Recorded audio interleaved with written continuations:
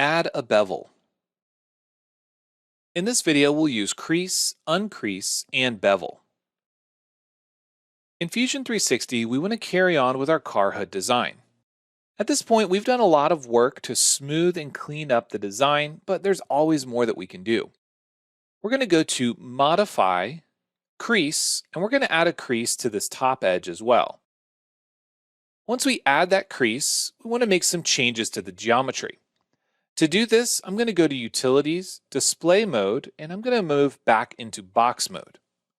Then go to Modify, Edit Form, and I'm going to begin manipulating some of these vertices to try to get a smoother change in curvature. Oftentimes, you'll have this division where it's snapping between large values. You can zoom in and it'll change the resolution, or you can use the option to simply move in plane. When you're moving on plane, it's going to avoid the snaps altogether. I'm going to go ahead and move this one out in plane, and what I'm looking to do here is have a nice smooth transition between all of these different edges, and then I can say OK.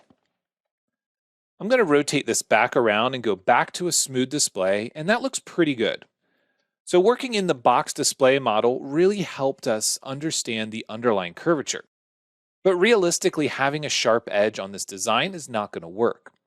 What we can do is we can go to Modify, and we can select Uncrease if we want to get rid of it. For example, if we wanted to remove the crease from this bottom edge, we'd simply select it and allow it to blend back in smoothly. On the upper edge, however, we might not want that smooth transition.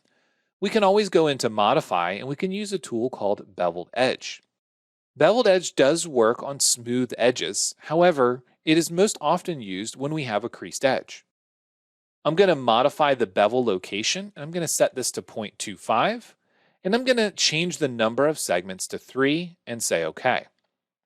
What this is going to allow us to do is take the existing creased edge and add 3 divisions between it, leaving a crease on the upper and lower portions. From here, if we went back to Modify and we used Uncrease, we could then come in and select those edges and uncrease them if we wish.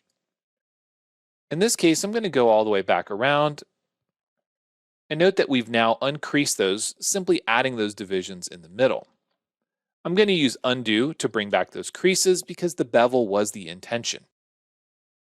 Keep in mind that when we're working with these tools, there is no timeline. There's no history that's being captured. So we want to make sure we understand that undo and redo are going to be extremely important if we want to move back and forth between any changes that we've made.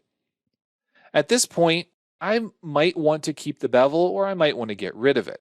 This can always be done, again, by double-clicking on these edges and hitting Delete, by simply removing those, and then going back to Modify and Uncrease, and getting rid of the creases on these edges.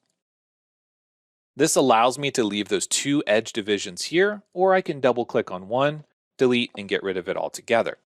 It simply depends on what curvature you are looking to design. If you want 2 edges here to help drive the curvature, then you can add them by using Insert Edge, Insert Point, or you can use the Bevel tool. From here, let's navigate back to a home view and make sure that we save the design before moving on.